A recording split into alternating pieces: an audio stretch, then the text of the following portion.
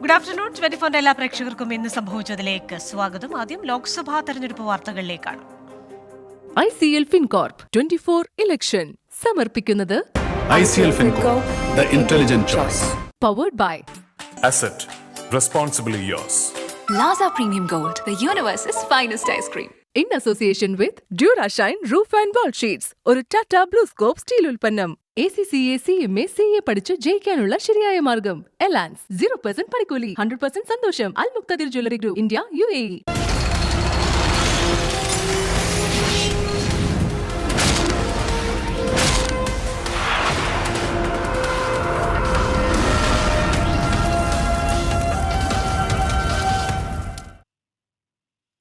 വയനാട്ടിലെ തെരഞ്ഞെടുപ്പ് പ്രചാരണത്തിൽ സുൽത്താൻ ബത്തേരിയുടെ പേരുമാറ്റം ചർച്ചയാക്കി BJP. സുൽത്താൻ ബത്തേരിയുടെ പേര് ഗണപതി വട്ടം എന്ന് വേണമെന്നാണ് NDA സ്ഥാനാർത്ഥി കെ സുരേന്ദ്രന്റെ വാദം. സുൽത്താൻ ബത്തേരി എന്ന പേര് അധിനിവേശത്തിന്റെ ഭാഗമായി വന്നതാണെന്ന് കെ സുരേന്ദ്രൻ പറഞ്ഞു. അതിലെന്താണ് ഒരു പുതിയ കാര്യമല്ലെന്ന്. ടിപ്പു സുൽത്താൻ വരുന്നതിന് മുമ്പ് അവിടെ സ്ഥലം ഉണ്ടായിരുന്നില്ലേ?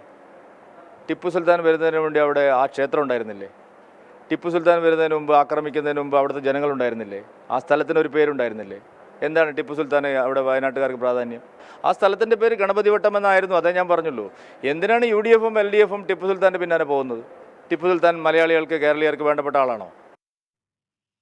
സുൽത്താൻ ബത്തേരിയുടെ പേര് മാറ്റുമെന്ന് പറയുന്ന കെ സുരേന്ദ്രന് വയനാട്ടിൽ 1 ലക്ഷം വോട്ട് പോലും കിട്ടില്ലെന്ന് ടി സിദ്ദിഖ് MLA പരിഹസിച്ചു. ചരിത്രത്തെ അപനിർമ്മിക്കാനുള്ള സംഘപരിവാർ അജണ്ട വയനാട്ടിൽ വിലപ്പോകില്ലെന്നും ടി സിദ്ദിഖ് പറഞ്ഞു. സുരേന്ദ്രൻ ഈ തെരഞ്ഞെടുപ്പിൽ 3-ാം സ്ഥാനത്താണ്. അദ്ദേഹം 1 ലക്ഷം വോട്ട് പോലും തയ്ക്കുമോ എന്നുള്ളത് പോലും നിങ്ങൾക്ക് ഒരു സംശയം വേണ്ട. അതുപോലും തയ്ക്കാൻ പറ്റില്ല. കഴിഞ്ഞ തവണത്തേക്കാൾ ക്ഷീണമായിരിക്കും NDAയുടെ സ്ഥിതി. വയനാട് വെറുപ്പിന്റെ കമ്പോളമല്ല, വയനാട് സ്നേഹത്തിന്റെ കമ്പോളാണ്. വിഭാഗീയതയുടെ അപകടത്തിന്റെ വിത്ത് ഈ മണ്ണിൽ ഒരു ചെറിയ അംശം പോലും ഉണ്ടാക്കാൻ സുരേന്ദ്രനല്ല, അദ്ദേഹത്തിന്റെ വലിയ മുതലാളി മോഡി പോലും ശ്രമിച്ചാൽ ഈ മണ്ണിൽ നടക്കില്ല. ഹിസ്റ്ററിയിൽ അവർ ഒരുപാട് മാറ്റങ്ങൾ കൊണ്ടുവരാൻ ശ്രമം നടത്തിയിട്ടുണ്ട്, ചിലത് അവർ കൊണ്ടുവന്നിട്ടുണ്ട്. പക്ഷെ ആ ഏർപ്പാട്, ആ പരിപ്പ് വയനാടിന്റെ ചട്ടിയിൽ വേവുന്ന പരിപ്പല്ല. ഇവിടുത്തെ ജനം അതിനെ പുച്ഛിച്ചു തള്ളുകയാണ്. സുൽത്താൻ ബത്തേരി പേരുമാറ്റ വിവാദത്തിൽ പ്രതികരണവുമായി ലീഗ് നേതാവ് PK കുഞ്ഞാലിക്കുട്ടി. കെ സുരേന്ദ്രൻ ജയിക്കാനും പേര് മാറ്റാനും സാധ്യതയില്ലെന്ന് PK കുഞ്ഞാലിക്കുട്ടി പറഞ്ഞു. BJPയുടെ അജണ്ട ജനങ്ങൾ തള്ളുമെന്ന് സുൽത്താൻ ബത്തേരി നഗരസഭാ ചെയർമാൻ TK രമേശ് പ്രതികരിച്ചു. ഞങ്ങളെല്ലാം ജനിക്കുന്നതിന് മുമ്പിട്ടുള്ള ഒരു പേര് എന്ന നിലക്ക് പെട്ടെന്ന് ഈ നാട്ടുകാരൻ കൂടി അല്ലാത്ത ഒരു സ്ഥാനാർത്ഥി വന്ന് ഈ ഇത്തരം രീതിയിലേക്ക് ഈ നാടിനെ വിദ്വേഷം കൊണ്ട് നടക്കുന്നതിന് വേണ്ടിയിട്ട് തിരിക്കുന്നത് വളരെ ബോധപൂർവമായിട്ടാണ്. ഈ നാടിനെ ഭിന്നിപ്പിക്കുന്നതിന് വേണ്ടിയിട്ടാണ് ഈ സമയത്ത് ഇത്തരം പ്രസ്താവന ഇറക്കിയത്. ഇത്തരം പ്രസ്താവനകൾ കേരളത്തിലെ ഇടതുപക്ഷത്തെയും അതുപോലെ തന്നെ ഈ കേരളത്തെ ജനാധിപത്യത്തെയും തകർക്കുന്നതിന് വേണ്ടിയിട്ടാണ് ഇത്തരം പ്രസ്താവന ഇറക്കുന്നത്. ഇത് ജനങ്ങൾ തള്ളിക്കളയും, ഇത് ബത്തേരിക്കാർ തള്ളിക്കളയും എന്നാണ് എനിക്ക് പറയാനുള്ളത്.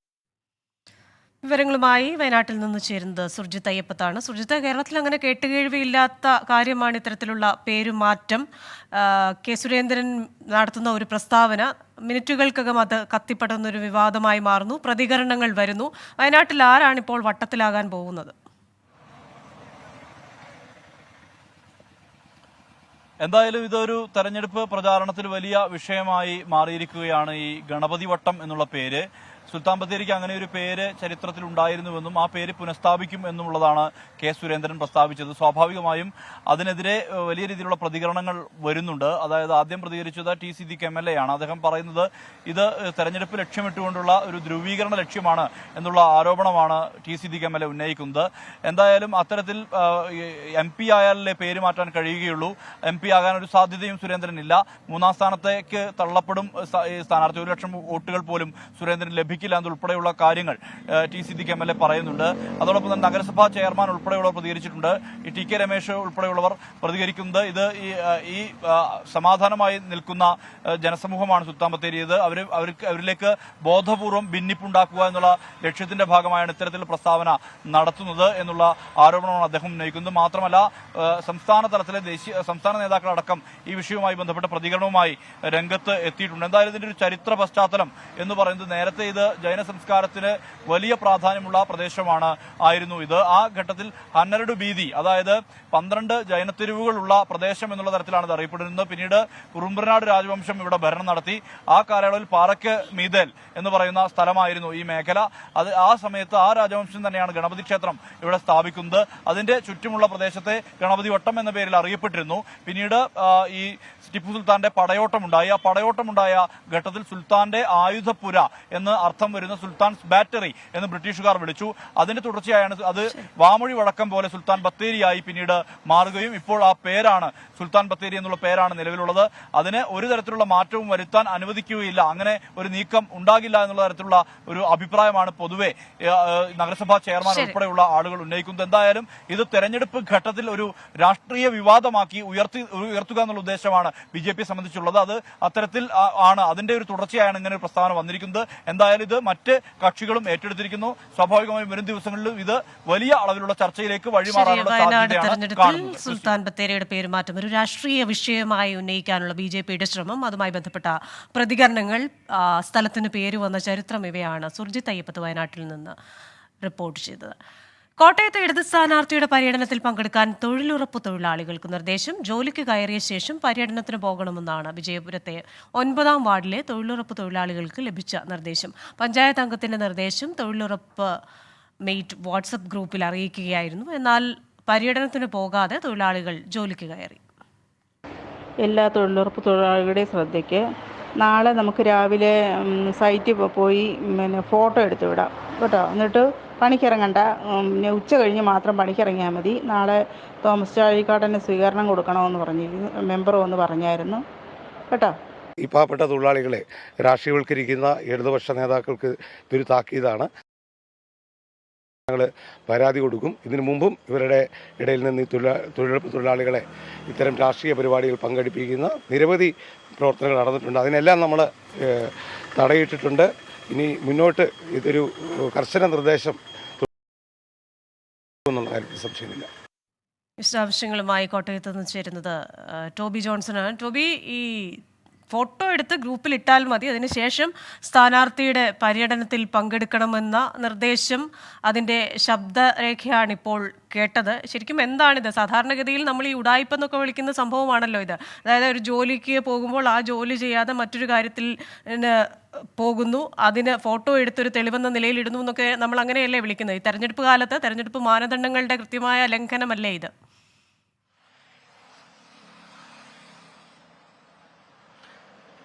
തീർച്ചയായിട്ടും ഒരു മേറ്റിന്റെ ശബ്ദമാണ് നമ്മൾ കേട്ടത്. അവരോട് പക്ഷേ അവിടുത്തെ വാർഡ് മെമ്പർ, 9-ാം വാർഡിലെ മെമ്പർ തന്നെയാണ് ഇങ്ങനെ ഒരു കാര്യം ആവശ്യപ്പെട്ടത്. ഈ തൊഴിലുറപ്പിന് പോകാതെ ഈ പരിപാടിക്ക് വരണം, ഈ സ്വീകരണ ചടങ്ങിൽ പങ്കെടുക്കണമെന്ന് ആവശ്യപ്പെട്ടത് എന്നാണ് ഈ മെയ്റ്റ് നമ്മളോടും പറഞ്ഞിട്ടുള്ളത്. അതുകൊണ്ടാണ് അങ്ങനെ ഒരു ശബ്ദ സന്ദേശം ഇട്ടത് എന്ന് അവർ നമ്മളോടും വ്യക്തമാക്കിയിട്ടുണ്ട്. എന്തായാലും ഇതൊരു തെറ്റായ കാര്യമാണെന്ന് മനസ്സിലായ സാഹചര്യത്തിൽ ഞങ്ങൾ ഇന്ന് തൊഴിലിന് കയറി, ഇന്ന് തൊഴിലുറപ്പ് പരിപാടിയിൽ തന്നെയാണ് ഉള്ളത് എന്ന് അവരും നമ്മളോടിപ്പോൾ വ്യക്തമാക്കിയിട്ടുണ്ട്. UDF ആണിത് ഈ ഒരു ആരോപണം ഉയർത്തിക്കൊണ്ട് വന്നത്. UDF ഇതിനെതിരെ പരാതി നൽകാൻ കൂടി തയ്യാറായിരിക്കുകയാണ്. വിജയപുരം പഞ്ചായത്ത് പ്രസിഡന്റ് സോമൻകുട്ടിയാണ് നമ്മളോടിപ്പോൾ സംസാരിച്ചത്. അദ്ദേഹം പറയുന്നത് ഇത്തരത്തിലുള്ള നിലപാടിനെതിരെ ശക്തമായിട്ടുള്ള, ഈ വിവരം അറിഞ്ഞ ഉടൻ തന്നെ അവരോട് ജോലിക്ക് കയറണമെന്ന് ആവശ്യപ്പെട്ടു. തുടർന്ന് പരാതി നൽകാനുള്ള ഒരു നീക്കം കൂടി നടക്കുന്നുണ്ട് എന്നാണ്. കൃത്യമായിട്ട് നേരത്തെ സൂചിപ്പിച്ചതുപോലെ തന്നെ ഈ പെരുമാറ്റച്ചട്ടമൊക്കെ നിലവിൽ നിൽക്കുമ്പോൾ ഇത്തരത്തിലുള്ള നിലപാടുകൾ അത് തെറ്റായതാണ് എന്നുള്ളൊരു വിവരം തന്നെയാണ് പങ്കുവെക്കുന്നത്. എന്തായാലും ഈ തൊഴിലുറപ്പ് തൊഴിലാളികളെല്ലാം തന്നെ ഇന്ന് ജോലിക്ക് കയറിയിട്ടുണ്ട്. അവർ ആ പരിപാടിക്ക് പോകാതെ അവർ കൃത്യമായി ജോലിക്ക് കയറിയിട്ടുണ്ട്. പക്ഷേ ഇങ്ങനെ ഒരു സന്ദേശം അയക്കുന്നത് മുൻപ് നമ്മൾ കണ്ടിട്ടുള്ളതാണ്. നവകേരള സദസ്സിന് സമയത്ത് സമാനമായ രീതിയിലുള്ള ചില തൊഴിലുറപ്പ് തൊഴിലാളികളോട് ഇതുപോലെ പരിപാടിയിൽ പങ്കെടുക്കണമെന്ന് ആവശ്യപ്പെടുന്നത് കണ്ടിട്ടുള്ളതാണ്. അതുകൊണ്ട് തന്നെ ഇത് സ്ഥിരമായി നടക്കുന്ന ഒരു കാര്യമാണ് എന്നുള്ള ഒരു ആരോപണമാണ് UDF മുന്നോട്ട് വച്ചിരിക്കുന്നത്. എന്തായാലും ഇത് പ്രചരണ രംഗത്ത് ശക്തമായി തന്നെ ഉയർത്തിക്കൊണ്ടുവരാനുള്ള നീക്കവും UDFന്റെ ഭാഗത്തു നിന്നും ഉണ്ടാകുന്നുമുണ്ട്. ടോബി, ഇക്കാര്യത്തിൽ കോൺഗ്രസ് ഒരു പരാതി ഉന്നയിച്ചിട്ടുണ്ടോ, അതോ അവർ ഒരു പരാതിയുമായി മുന്നോട്ട് പോകാനുള്ള ഒരു സാധ്യതയുണ്ടോ?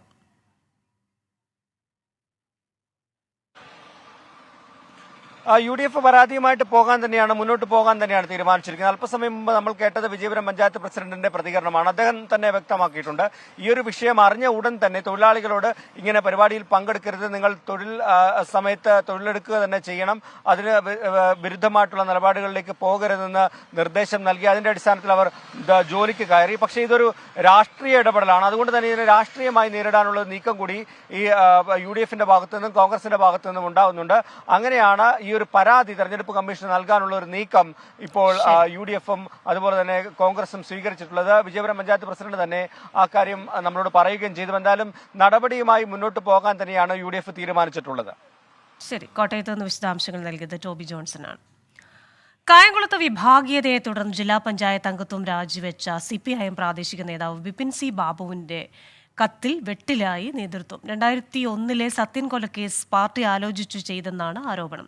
കേസിൽ നിരപരാധിയായ തന്നെ പ്രതിയാക്കിയെന്നും 19-ാം വയസ്സിൽ 60 ദിവസം ജയിലിൽ കിടന്നുവെന്നും കത്തിൽ ആരോപിക്കുന്നു. കേസിലെ 6 പ്രതികളെയും 2006 കോടതി വെറുതെ വിട്ടിരുന്നു. വിവരങ്ങളുമായി ആലപ്പുഴയിൽ നിന്ന് മനീഷ് മഹിപാൽ ചേരുന്നു. മനീഷ്, തെരഞ്ഞെടുപ്പ് കാലമാണ്. ഈ ഒരു കത്ത് വരുമ്പോൾ എത്രത്തോളം ആഘാതമുണ്ടാകും അതിന്?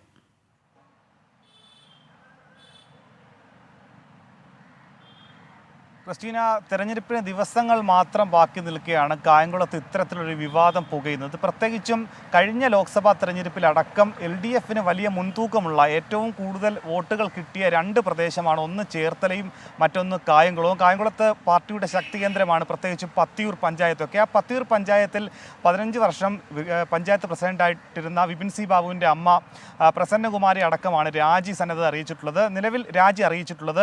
ഏറ്റവും പ്രധാനപ്പെട്ട കാര്യം, നിലവിൽ വിപിൻ സി ബാബു പാർട്ടി അംഗത്വം രാജിവെക്കുന്നതായിട്ടുള്ള കത്ത് സന്നദ്ധത അറിയിച്ചിട്ടുണ്ട്. പക്ഷേ രാജിക്കത്ത് കൈമാറിയിട്ടില്ല. നിലവിൽ അദ്ദേഹം നൽകിയിട്ടുള്ളത് മുൻ ജില്ലാ പഞ്ചായത്ത് വൈസ് പ്രസിഡന്റ് ആയിരുന്നു. ജില്ലാ പഞ്ചായത്ത് അംഗത്വം രാജിവെക്കുന്നതായിട്ടുള്ള കത്ത് നൽകിയിട്ടുണ്ട്. ആ കത്തിലാണ് ഗുരുതരമായിട്ടുള്ള ആരോപണങ്ങൾ, പാർട്ടിയെ വെട്ടിലാക്കുന്ന തരത്തിലുള്ള പല പരാമർശങ്ങളും ഉള്ളത്. 2001 നടന്ന സത്യൻ കൊലപാതക കേസ്, സത്യൻ മുൻ RSS പ്രവർത്തകനും കൊല ചെയ്യപ്പെടുന്ന സമയത്ത് INTUC പ്രവർത്തകനുമായിരുന്നു. സത്യനെ കൊല ചെയ്യപ്പെട്ട കൊന്ന കേസിൽ താൻ നിരപരാധിയായ തന്നെ അന്ന് 6-ാം പ്രതിയാക്കി. കേസിൽ താൻ 60 ദിവസത്തോളം ജയിൽ വാസം അനുഭവിച്ചു എന്നടക്കമുള്ള കാര്യങ്ങൾ, നിരപരാധിയായിരുന്നു താൻ അനുഭവിച്ചു. അത് പാർട്ടി ആലോചിച്ച് നടത്തിയ കൊലപാതകമാണെന്നുള്ള ഗുരുതര ആരോപണം ഈ കത്തിൽ പറയുന്നുണ്ട്. എന്താണെങ്കിലും നിലവിൽ വിപിൻ സി ബാബുവിൻ്റെ പക്ഷേ ഇത്തരത്തിലുള്ള രാജ്യസന്നദ്ധതയും മാതാവിൻ്റെ രാജിക്കത്തും ഒക്കെ തന്നെ ഒരു സമ്മർദ്ദ തന്ത്രമാണ്. നേരത്തെ ഭാര്യ കൊടുത്ത, തന്നെ മർദ്ദിച്ചു എന്ന് ഭാര്യ കൊടുത്ത ഗാർഹിക പീഡന പരാതിയിൽ നടപടി നേരിട്ടയാളാണ് വിപിൻ സി ബാബു. 6 മാസത്തോളം പാർട്ടി അംഗത്വത്തിൽ നിന്ന് മാറി നിന്നു. വീണ്ടും പക്ഷേ ഘടകം കൊടുത്തപ്പോൾ, അത് ഏരിയ കമ്മിറ്റി അംഗമായിരുന്ന വിപിൻ സി ബാബുവിനെ പാർട്ടി വീണ്ടും തിരിച്ചെടുത്തപ്പോൾ ബ്രാഞ്ച് കമ്മിറ്റിയിലേക്കായിരുന്നു. പക്ഷേ ഏത് ബ്രാഞ്ച്, ഏത് ഘടകം, എന്ത് ഭാരവാഹിത്വം എന്ന് പാർട്ടി വ്യക്തമാക്കിയിരുന്നില്ല. ഇത് ഭാരവാഹിത്വം മോഹിച്ചുകൊണ്ടാണ് ഇത്തരത്തിലുള്ള സമ്മർദ്ദ തന്ത്രം എന്നാണ് പാർട്ടി നേതൃത്വം മനസ്സിലാക്കുന്നത്. പക്ഷേ തെരഞ്ഞെടുപ്പിൽ ഇത് പ്രതികൂലമായി ബാധിക്കുമെന്ന് തിരിച്ചറിഞ്ഞുകൊണ്ടാണ് മന്ത്രി സജി ചെറിയാൻ തന്നെ ഇടപെട്ടുകൊണ്ട് സംസ്ഥാന നേതൃത്വത്തിന്റെ അറിയിപ്പ് പ്രകാരം അടിയന്തര യോഗം വിളിച്ചു ചേർത്തിട്ടുള്ളത്. എത്രയും പെട്ടെന്ന് പ്രശ്നപരിഹാരം CPIMനെ വെട്ടിലാക്കി പ്രാദേശിക നേതാവിന്റെ കത്ത്. വിശദാംശങ്ങൾ നൽകിയത് മനീഷ് മഹിപാലാണ് ആലപ്പുഴയിൽ നിന്ന്. മണിപ്പൂർ വിഷയത്തിൽ പ്രധാനമന്ത്രിയെ വിമർശിച്ച ദീപികയിൽ എഡിറ്റോറിയൽ. പ്രധാനമന്ത്രി ഇടപെട്ടിരുന്നെങ്കിൽ അക്രമങ്ങളുടെ തീവ്രത കുറയ്ക്കാമായിരുന്നു. സംസ്ഥാന സർക്കാരിനെതിരെ യാതൊരു നടപടിയും എടുത്തില്ല. ഇന്ത്യ തെരഞ്ഞെടുപ്പ് ആരവത്തിലാകുമ്പോഴും മണിപ്പൂർ ഭയത്തിന്റെ പിടിയിലാണ്. മണിപ്പൂരിനെ രക്ഷിച്ചുവെന്നാണോ അസം ട്രിബ്യൂണൽ ദിനപത്രത്തിന് നൽകിയ അഭിമുഖത്തിൽ പ്രധാനമന്ത്രി പറഞ്ഞതെന്നും എഡിറ്റോറിയലിൽ വിമർശിക്കുന്നു.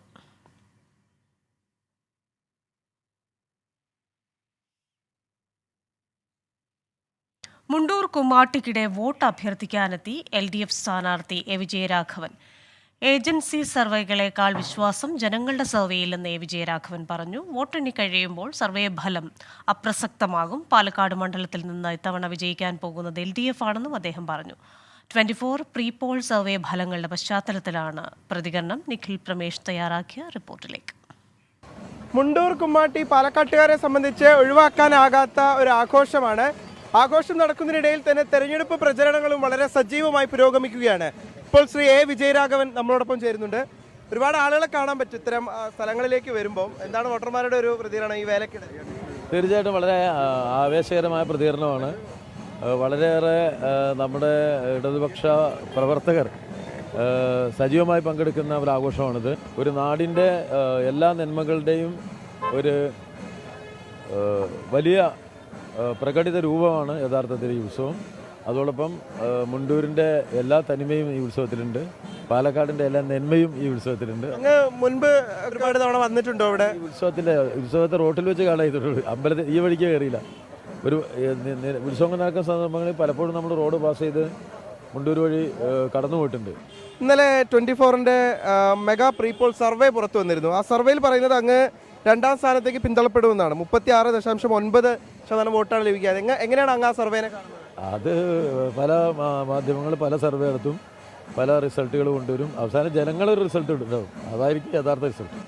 നേരത്തെ ഒരു സർവേയിൽ നമ്മളിതിന് മുൻപ് നടത്തിയതിൽ LDF ആ മണ്ഡലം തിരിച്ചു പിടിക്കുമെന്നായിരുന്നു. ഇപ്പം മാറി UDF എന്നായിട്ടുണ്ട്. 26-ാം തീയതി ഒരു വോട്ടെടുപ്പ് നടക്കും. അന്ന് യഥാർത്ഥ സർവേ ഉണ്ടാവും. ഇതിപ്പോൾ ആര് നടത്തിയ സർവേ ആയാലും ആ സർവേക്ക് അത്രേ മൂല്യമുള്ളൂ. ഇതിൽ ഞാൻ ജയിച്ചു എന്ന് പറഞ്ഞാലും ഞാൻ പിന്നിലാണെന്ന് പറഞ്ഞാലും ഒരേ മൂല്യബോധത്തോടുകൂടി ഞാൻ ആ സർവേനെ കാണുന്നത്. ആത്യന്തിക സർവേ നടത്തുന്ന യഥാർത്ഥ ജനങ്ങളാണ്. ഇപ്പോൾ പ്രചരണം അതിൻ്റെ എന്താ പറയുക ഏറ്റവും ഉച്ചസ്ഥായിലേക്ക് എത്തുകയാണ്. ആ സമയത്തുള്ള ഒരു നമുക്ക് ഗ്രൗണ്ടിൽ നിന്ന് ലഭിക്കുന്ന ഒരു ഇതെന്താണ്, ഒരു റിസൾട്ട് എന്താണ്? അതിലെന്താ, ഇടതുപക്ഷം ജയിക്കും, അതിൽ യാതൊരു സംശയമുള്ള കാര്യമില്ല.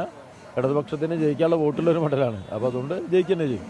അദ്ദേഹത്തിന്റെ പ്രചരണം തുടരട്ടെ. മുണ്ടൂർ കുമ്മാട്ടി ഉത്സവത്തിന്റെ അവിടേക്ക് അദ്ദേഹം എത്തിയതായിരുന്നു. അപ്പോഴാണ് നമ്മൾ അദ്ദേഹത്തെ കണ്ടത്. എന്തായാലും ഉത്സവം ഇങ്ങനെ പുരോഗമിച്ചുകൊണ്ടിരിക്കുകയാണ്. തെരഞ്ഞെടുപ്പ് പ്രചരണം അതിന്റെ അവസാന ഘട്ടങ്ങളിലേക്ക് കടക്കുമ്പോൾ കൂടുതൽ ആത്മവിശ്വാസം ജില്ലയിൽ LDFന് ലഭിക്കുന്ന ഈ മണ്ഡലം പിടിച്ചെടുക്കാൻ കഴിയുമെന്നുള്ള ആത്മവിശ്വാസമാണ് അദ്ദേഹം പങ്കുവെക്കുന്നത്. CPIM സംസ്ഥാന സെക്രട്ടറി MV ഗോവിന്ദൻ മാധ്യമങ്ങളെ കാണുന്നു. ഉപയോഗിച്ചുകൊണ്ടുള്ള എന്തെങ്കിലും കാര്യം നിർവഹിക്കാനോ ഇല്ല. അത് ഞങ്ങൾ ഇത്രയും കാര്യം പറഞ്ഞുള്ളതാണ്. 27 ആളുടെ നമ്മുടെ സഹാക്കളുടെ ലിസ്റ്റ് ഞാൻ കൃത്യമായിട്ട് പത്രസമ്മേളനത്തിൽ എറണാകുളത്ത് കൊടുത്തിയാണ്. ആ 27 സഹാക്കളെ കൊന്നിട്ടും ഞങ്ങളതിന് മറുപടിയായിട്ടുള്ള ഒരു നിലപാടും സ്വീകരിച്ചിട്ടില്ല. ജനങ്ങളെ അണിനിരത്തുക എന്നുള്ളതാണ് ഞങ്ങളുടെ പരിപാടി. മതി, അത്രയും കൊണ്ട് അത് മതിയാക്കാം. അത്രയും കൊണ്ട് നമുക്ക് ഇത് മതിയാക്കാം, ആ ഭാവം മതിയാക്കാം. മതി. അത്രയും കൊണ്ട് അത്രയും ഞാൻ പറഞ്ഞു കഴിഞ്ഞു. ഇനി പിന്നെ ഒരു വെറുതെ ആവശ്യമില്ലാണ്ട് ഇങ്ങനെ ചോദിച്ചുകൊണ്ടിരിക്കേണ്ടായിരുന്നു. കൃത്യമായിട്ട് മറുപടി പറഞ്ഞു കഴിഞ്ഞു. പിന്നെ വെറുതെ പറഞ്ഞു. നിങ്ങൾ മനോജിനോട് അതുപോലുള്ള SFI DYFIക്കോട് പോയി ചോദിക്കും കേട്ടോ. പാർട്ടിക്ക് ആരും ബന്ധമില്ല ഞാൻ പറഞ്ഞു കഴിഞ്ഞു. പിന്നെ അതിനോട് പറഞ്ഞുകൊണ്ടിരിക്കുന്നുണ്ടായി. അത് DYFI വന്നുകൊണ്ട് DYFIക്കോട് ചോദിക്കും. അവർ ആവശ്യമായ നിലപാട് സ്വീകരിക്കും. അവർ പറയുന്നുണ്ട്, സനോജനെ പറഞ്ഞിട്ടുണ്ട് ഇതിന് സംബന്ധിച്ച്. അല്ല, ഞങ്ങൾക്ക് അങ്ങനത്തെ ഒരു പോഷക സംഘടനയില്ല. യുവജന സംഘടന എന്ന് പറയുന്നത് യുവജന സംഘടന ഞങ്ങൾ പ്രവർത്തിക്കുന്നുണ്ടെന്നുള്ളത് ശരിയാണ്. ഞങ്ങൾക്ക് പോഷക സംഘടനയായിട്ടൊരു സംഘടനയില്ല.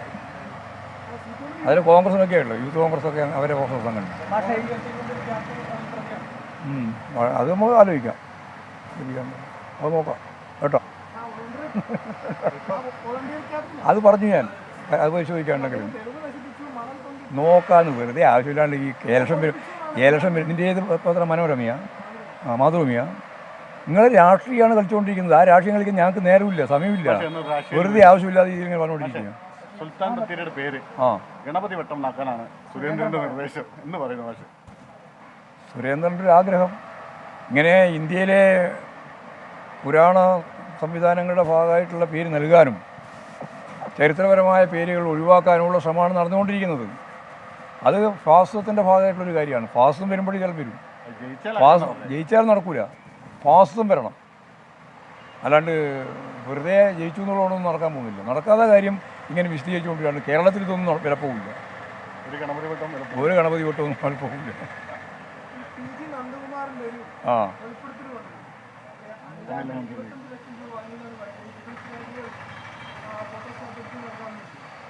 ഈ നന്ദകുമാറിനെ മുഖവിലക്ക് വിശ്വസിക്കാൻ പറ്റുന്ന ഒരാളല്ല.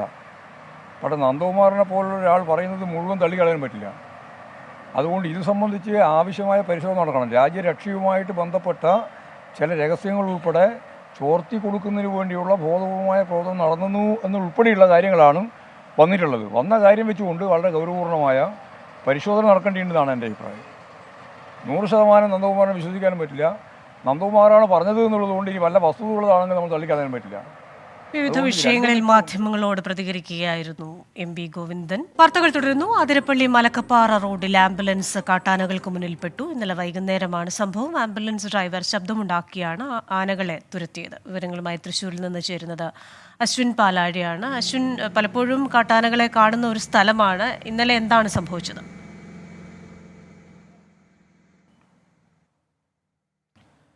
ക്രിസ്ത്യൻ, ഇന്നലെ വൈകുന്നേരം 5 മണിയോടുകൂടിയാണ് അതിരപ്പള്ളി മലക്കപ്പാറ റോഡിലെ വാൽവ് ഹൗസിന് സമീപം 2 കാട്ടാനകൾ റോഡിലേക്ക് ഇറങ്ങിയത്. ഈ ആംബുലൻസ് വന്ന സമയത്താണ് ഈ 2 ആനകളും ആംബുലൻസിന് കുറുകെ കടന്ന് ഏറെ നേരം ഗതാഗത തടസ്സം ഉണ്ടാക്കിയത്. ഇത് ഒരു അരമണിക്കൂറിന് ശേഷം തിരികെ പോകാത്തതിനെ തുടർന്ന് ആംബുലൻസ് ഡ്രൈവർ ഹോൺ അടിച്ചും ആംബുലൻസിന്റെ സൈറൺ ഓണാക്കിയുമാണ് കാട്ടാനകളെ തിരികെ കാട്ടിലേക്ക് അയച്ചത്.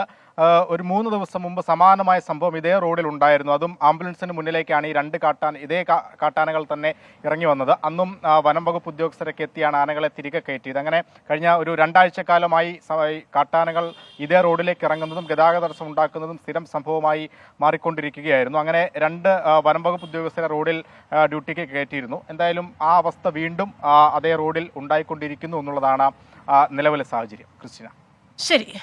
വിശദാംശങ്ങൾ നൽകിയത് തൃശ്ശൂരിൽ നിന്ന് അശ്വിൻ പാലാഴിയാണ്. അനിൽ കെ ആന്റണിക്കെതിരെ വിവാദ ഇടനിലക്കാരൻ TG നന്ദകുമാർ ഉന്നയിച്ച ആരോപണം ഏറ്റുപിടിക്കാനില്ലെന്ന് ഡോക്ടർ TM തോമസ് ഐസക്. വിശദീകരണം നൽകേണ്ടത് അനിൽ കെ ആന്റണിയും ആന്റോ ആന്റണിയുമാണ്. താൻ പൂർണ്ണ ബോധ്യമുള്ള കാര്യങ്ങളിൽ മാത്രമേ നിലപാട് പറയൂ എന്നും തോമസ് ഐസക് പ്രതികരിച്ചു. അവർ തമ്മിൽ പറഞ്ഞു തീർക്കട്ടെ എന്ന് എനിക്ക് രണ്ടുപേരിലും വിശ്വാസമില്ല. അപ്പം അതുകൊണ്ട് അവരാരെങ്കിലും ഏറ്റുപിടിച്ച് ഞാനിപ്പോൾ ആക്ഷേപമൊന്നും ഉന്നയിക്കില്ല. അവർ രണ്ടുപേരും തന്നെ പറയട്ടെ. ഏതായാലും രണ്ടുപേരും അന്യോന്യം ആക്ഷേപം ഉന്നയിച്ചിട്ടുണ്ട്. അതുകൊണ്ട് രണ്ടുപേരും വിശദീകരിക്കണം. ഞാൻ കൃത്യമായിട്ട് എനിക്ക് തെളിവും ബോധ്യവും ഉണ്ടെങ്കിൽ ഉന്നയിക്കും. ഇല്ലാതെ ഇവരാരെങ്കിലും പറയുന്നത് കേട്ടിട്ട് ഏറ്റുവിളിക്കാറൊന്നും ഞാനില്ല. അവർ തമ്മിൽ തീർക്കട്ടെ. പക്ഷെ ഒരു കാര്യം വ്യക്തം, വിശദീകരണം കിട്ടണം. ഇന്ന് സംഭവിച്ചത് പൂർണ്ണമാവുകയാണ്.